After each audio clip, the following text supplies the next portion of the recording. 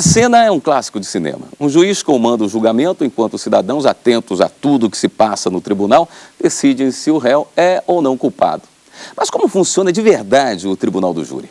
Quais as suas funções? Como os jurados são escolhidos? Para responder a estas e outras perguntas, eu recebo aqui no estúdio Enaldo Silva Moreira, juiz do Tribunal do Júri do Gama, e também Luiz Flávio Gomes, professor de Direito Penal. Agora, antes de iniciarmos a nossa entrevista, acompanhe uma reportagem produzida pela TV Justiça. No Brasil, o júri foi instituído em 1822 para julgar crimes previstos na lei de imprensa.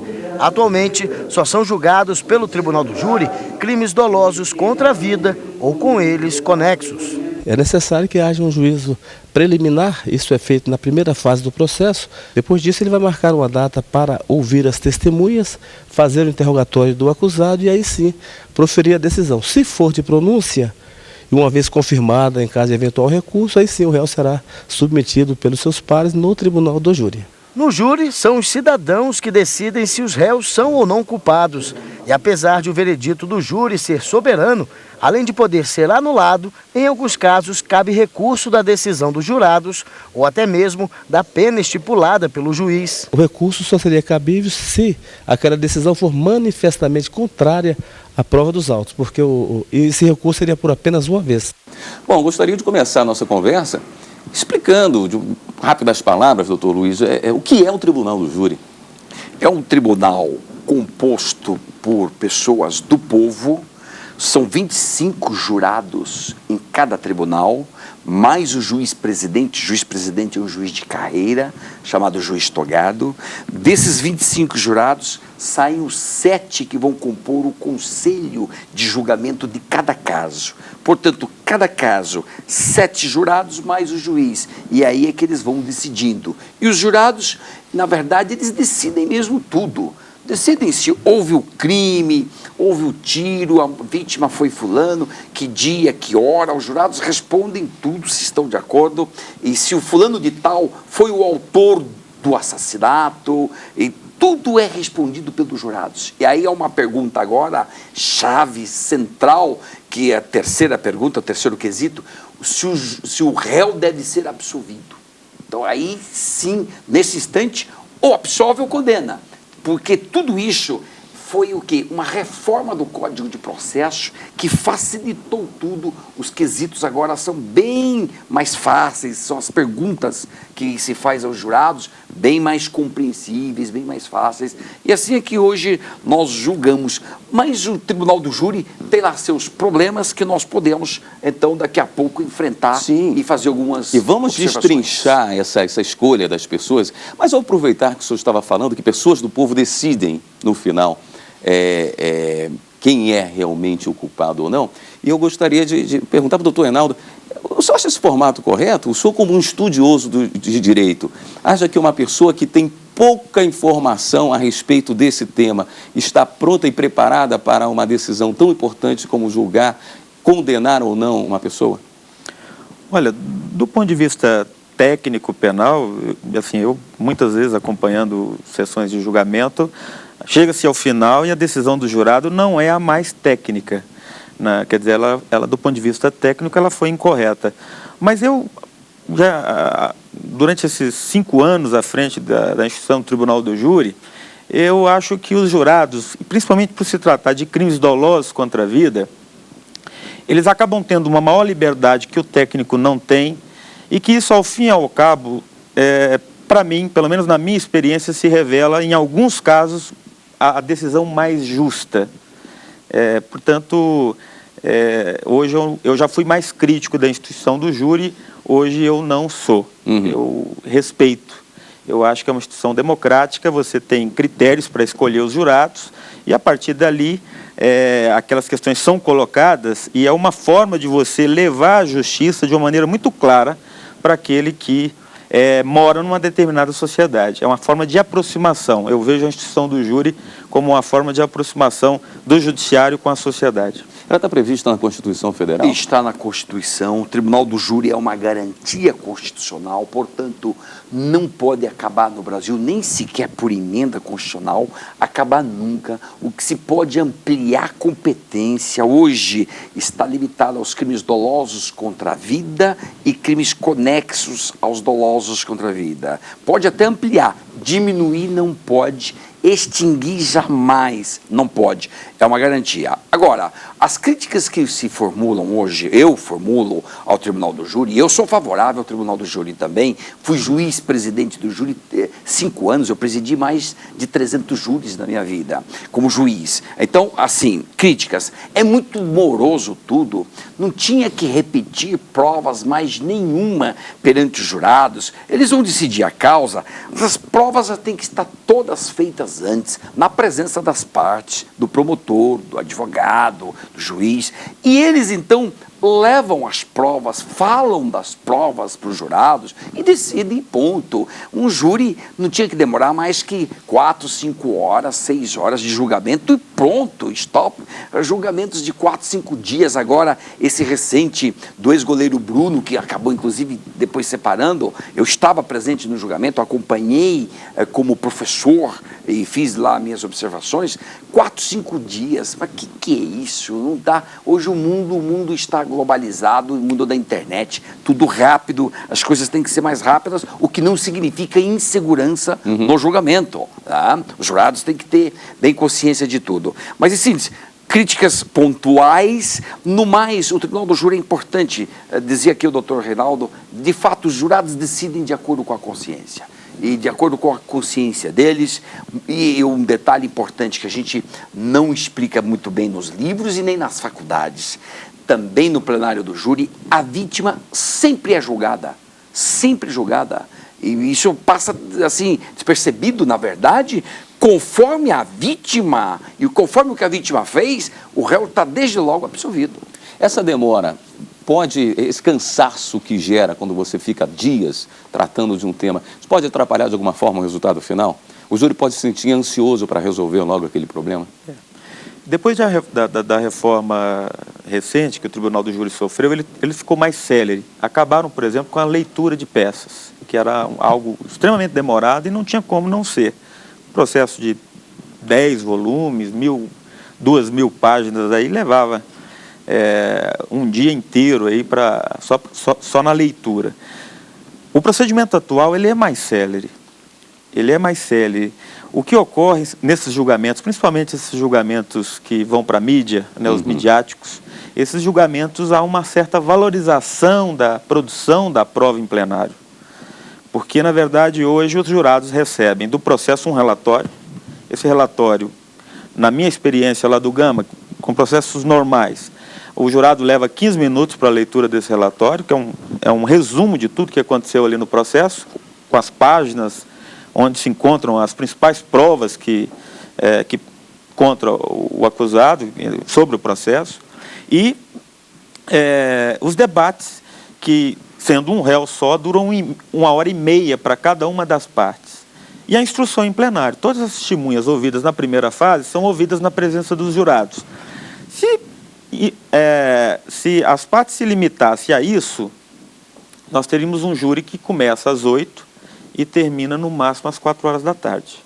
Seria um prazo bastante razoável, até porque o jurado é o primeiro contato que ele está tendo ali com tudo que aconteceu no processo desde a data do fato. Então, eu entendo que esse é um tempo razoável. Agora, como bem disse o professor Luiz Flávio, quando a coisa se estende para 3, 4, 5 dias, eu acho que muito disso se deve a essa valorização das partes envolvidas, né? Tem mídia, eles acabam trazendo peritos para prestar esclarecimentos em plenário, que está fora do tempo, enfim. Para a defesa aí para o Tribunal do Júri é um problema? Ele tende a ser mais rígido, não? Para a defesa nos dias atuais, você diz o Tribunal do Júri nos dias atuais? Os dias atuais, nós vivemos um país de extrema violência. O Brasil é o 20º país mais violento do mundo. Estamos com um índice de 27,3 homicídios para cada 100 mil pessoas. A mídia explora abundantemente toda essa violência da rua Então, hoje, no tribunal do júri, é complicado para a defesa. É complicado, porque para o júri vão crimes de sangue, vão crimes de homicídio doloso.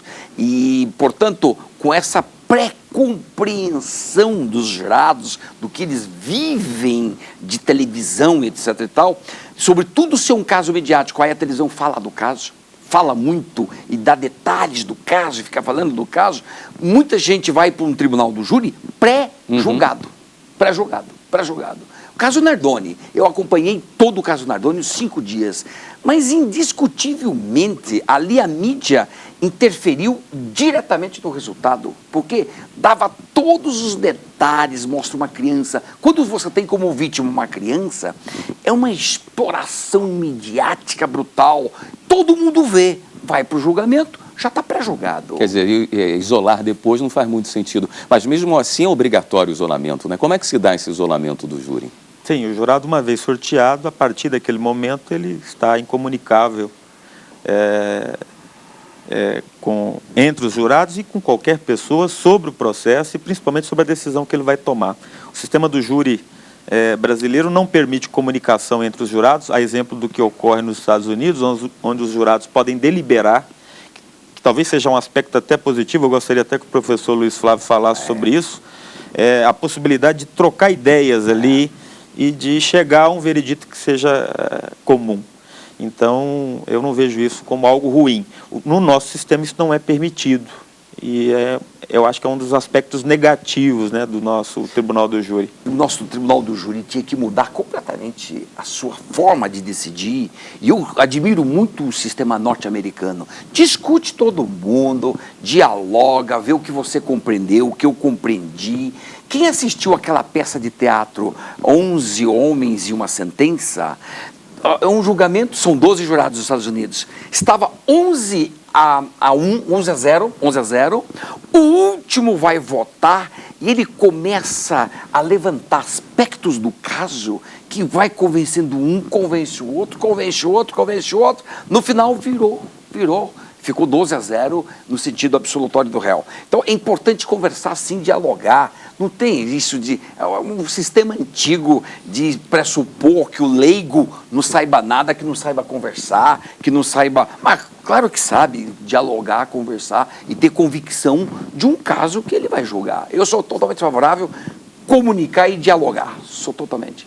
Bom, a conversa está ótima, né? Mas nós vamos para um rápido intervalo e voltamos já já. E aí a gente vai conversar um pouco mais sobre como é feita essa escolha, que pessoas podem participar. Enfim, você vai conhecer um pouquinho mais do Tribunal do Júri. Voltamos em instantes aqui com o programa Fórum.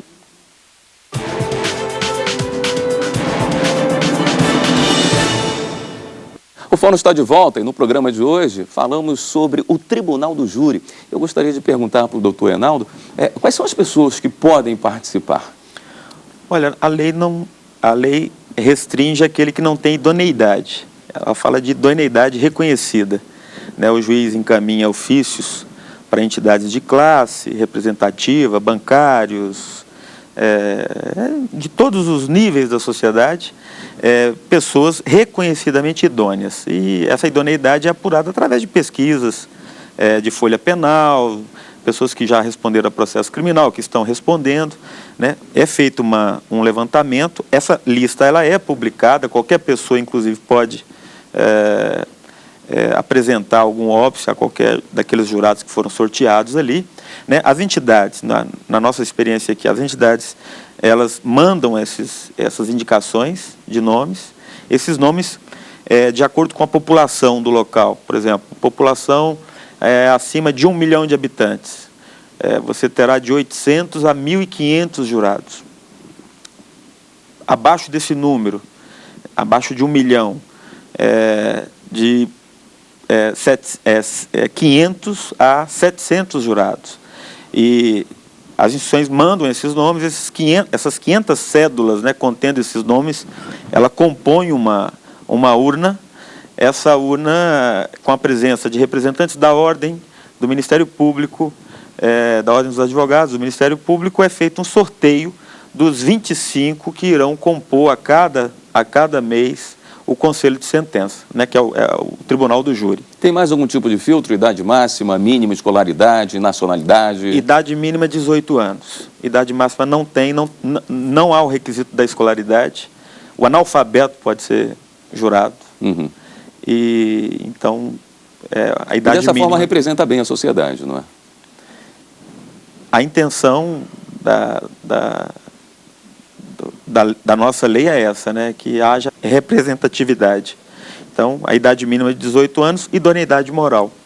É o que está previsto em lei. Com que frequência essas pessoas podem ser chamadas? Tem gente que pensa assim, se eu for participar uma vez, os caras vão gostar de mim, vão me chamar toda semana, isso vai ser horrível.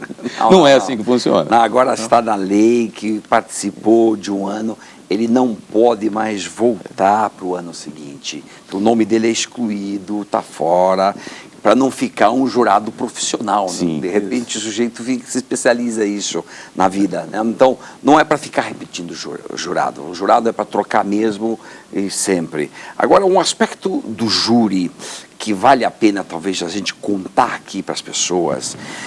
Nós estamos aqui falando como ele funciona. Vamos falar um pouquinho de como ele não funciona. O Tribunal do Júri funciona muito pouco no Brasil, muito pouco, pela quantidade de mortes. De cada 100, no máximo 8 homicídios são apurados, de 5 a 8. Pesquisa recente da Associação Brasileira de Criminalística. 8 homicídios só são apurados na média brasileira, na média. O que significa, 92% já nasce impune.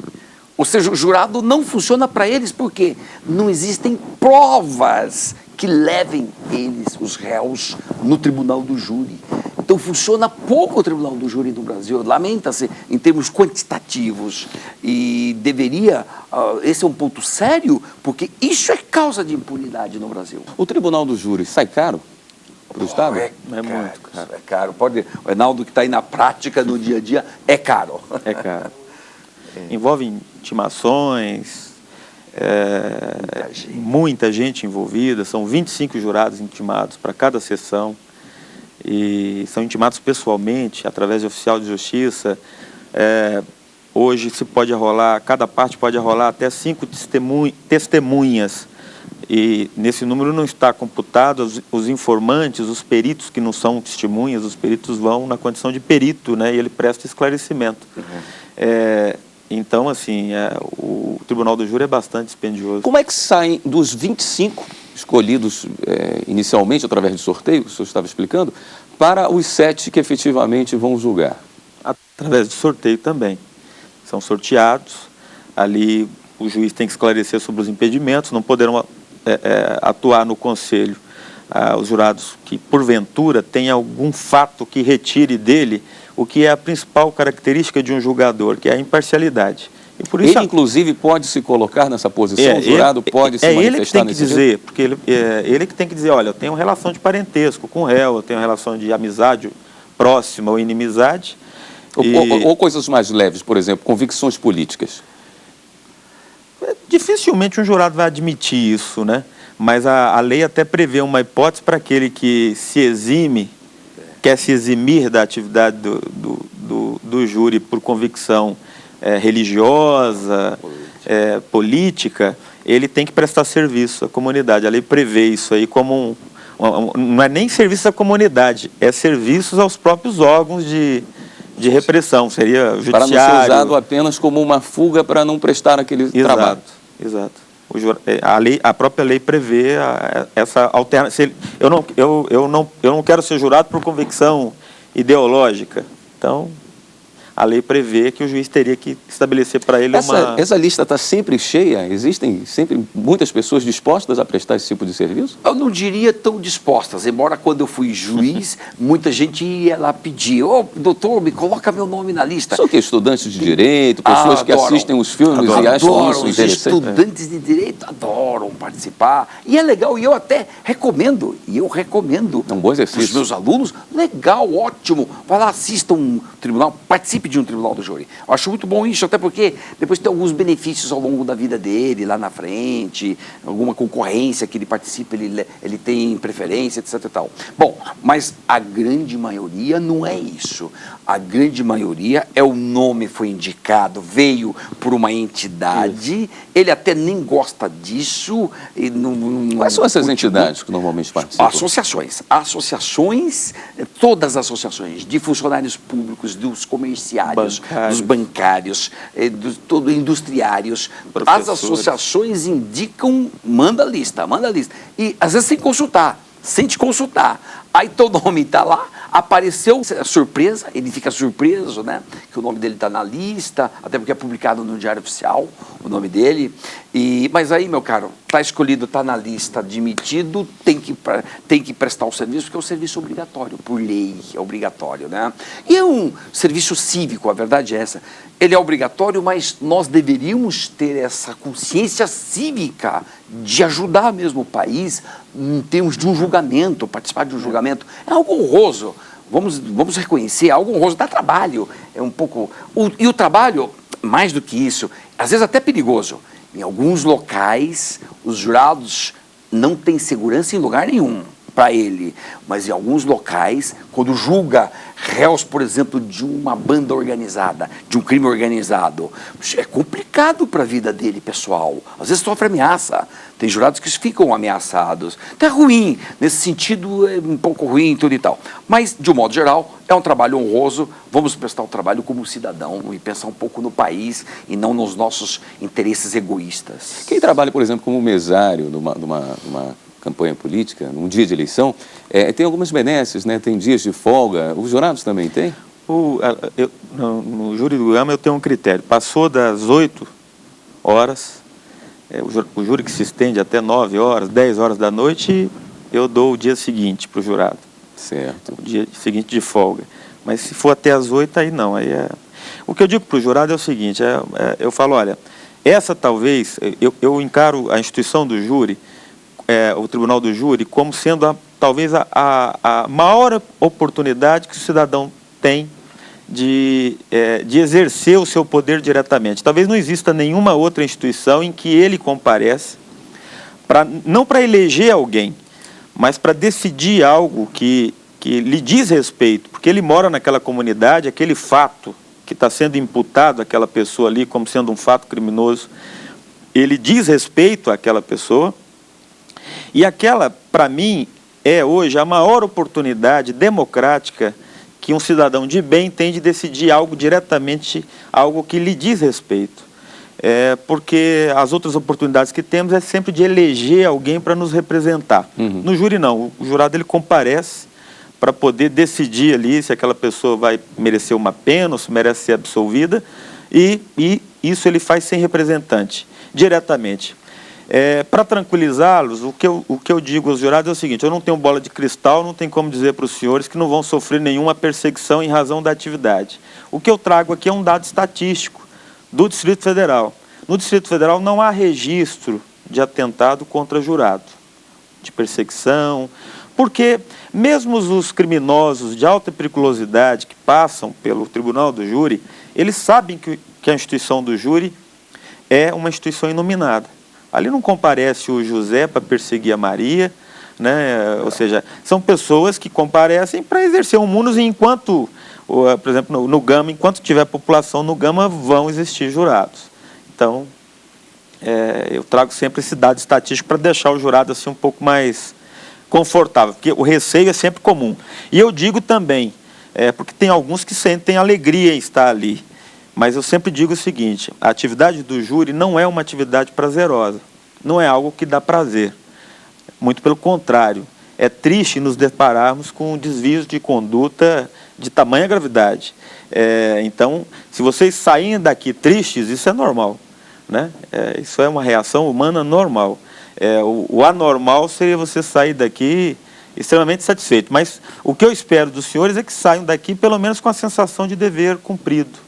Bom, como isso é algo que muitas vezes é novo, a pessoa vai estar de frente para uma situação dessa pela primeira vez, é importante que o juiz também tenha esse jogo de cintura e saiba prepará-lo, mesmo que num prazo muito curto, sabe, a preparar essas pessoas que estão ali para exercer esse dever, né? Tranquilo. É ponderação, equilíbrio, razoabilidade. O juiz é isso. Ele é o presidente do tribunal justamente para comandar tudo e não deixar nenhum ponto ali que fique sem solução. Tranquilizar os jurados, acalmar as partes, o promotor às vezes se excede, o advogado se excede, às vezes até tem debates assim muito acirrados entre eles. O juiz então vai com a sua ponderação, seu equilíbrio e coloca tudo em paz, em ordem. Juiz é para isso. Juiz é sensatez, juiz é prudência e equilíbrio. Tem até uma brincadeira lá na minha comarca do interior de São Paulo, e dizia assim, o juiz tem que ter prudência e equilíbrio. Se ele souber direito, ajuda um pouco, né? Ótima. Bom, eu gostaria de agradecer a participação dos senhores e o programa de hoje fica por aqui. Nós conversamos com o professor de Direito Penal, Luiz Flávio Gomes, e também o juiz do Tribunal do Júri, Enaldo Silva Moreira. E você pode rever esse programa na página da TV Justiça. O endereço é www.tvjustiça.jus.br e pode enviar também sua sugestão para o programa. E-mail fórum@stf.jus.br. A próxima semana tem mais uma edição do Fórum para você. Até lá.